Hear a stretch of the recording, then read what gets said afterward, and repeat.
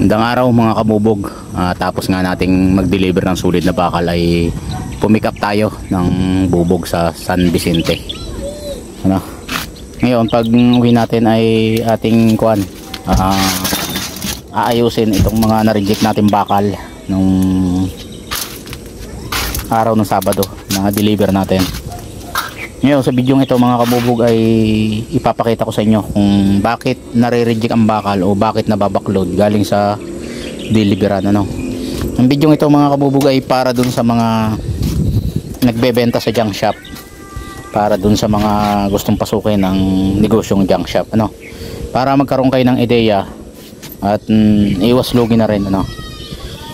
Mga kabubog, ang mga bakal na to ay binackload sa iba't ibang kadahilanan. Ngayon iisa-isahin ko sa inyo at sasabihin ko sa inyo kung ano-ano ang mga dahilan bakit nabackload ang mga bakal na ito. Mga kabubog, ang mga bakal na ito ay tatlo ang pinanggalingan. Maaaring junk shop din na nagde-deliver sa atin, maaaring mga magbubuti na nagbebenta sa atin, maaaring sarili nating magbubuti, at maaaring mga walk-in na tinatawag, yung mga kapitbahay natin, yung malalayong kapitbahay natin, yun ang tinatawag na walk-in. So iba't iba ang mga pinanggalingan, may kanya-kanyang dahilan bakit na-reject. So ipapaliwanag natin bakit na-reject at bakit na-backload.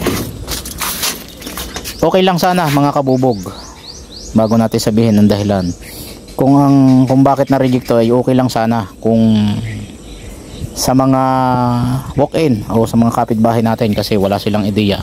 Pero kung galing din sa kapwa natin junk shop, galing din sa ating mga magbubuti, mga ngalakal, alam naman nila kung ano ang reject. Subalit bakit kasama pa rin sa mga ibinebenta nilang bakal? Maaring may kanya-kanyang dahilan mga kabubog. Yung iba ay gustong makalamang, yung iba ay gustong makapagpautot, yung iba naman ay sinasadya, yung iba naman ay maaaring dahil sa kanilang tauhan hindi marunong yung kanilang mga tao, yung kanilang mga kasama, kaya napapasama sa ganitong mga pagbebenta. So alamin natin ano ang dahilan bakit na-backload. Halimbawa, ito, ayan, pundido yan mga kabubog. So hindi kasama yan sa bakal, yan ay ibinebenta ng purong pundido.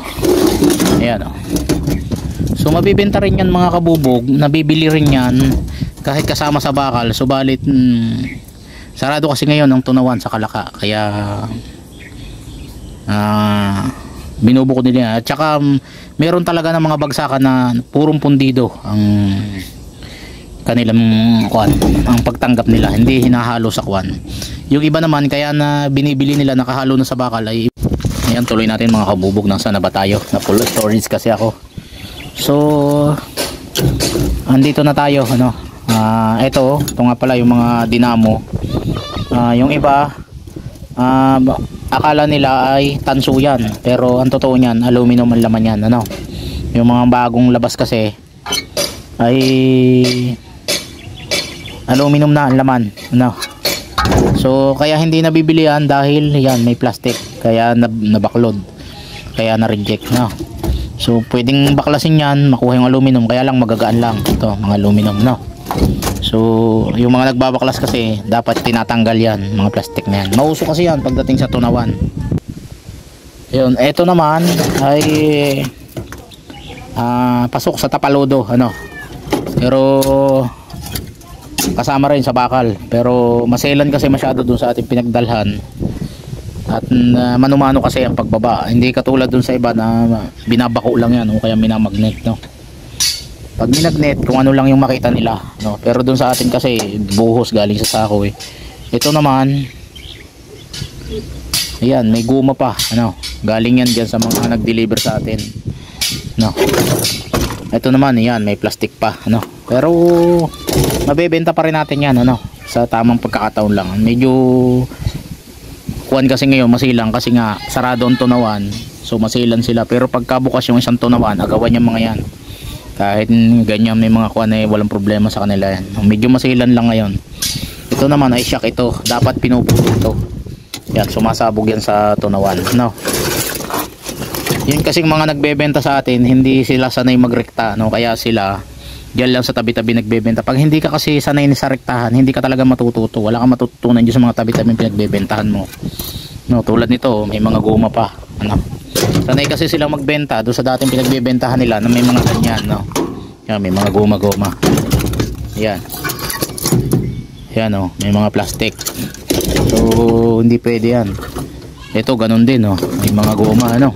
Simpleng-simple lang naman tanggalin yan. Hindi natin alam sa kanila ba't pilit nilang isinasama yung ganyan, no? Ito naman, aluminum.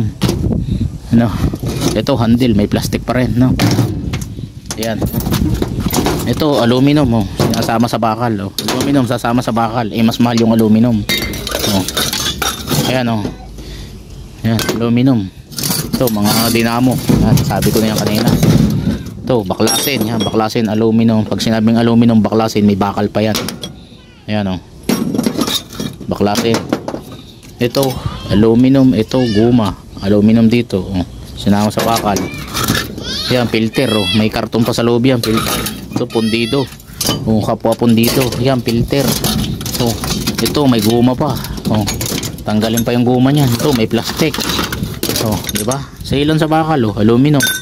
Ito, sa tapalodo, screen. May plastic. Oh, di ba? Oh. Ayan, oh. Ang dami nga nating nabiling bakal, ang dami ding reject, ang daming backload, oh. Pero ayan, oh. Mabebenta naman natin yan. Eh di sana nga, sayang lang ang biyahe natin, no? Binaklod pa natin yun. Ayan, oh. Ang daming mga shock, yan, bawal yan.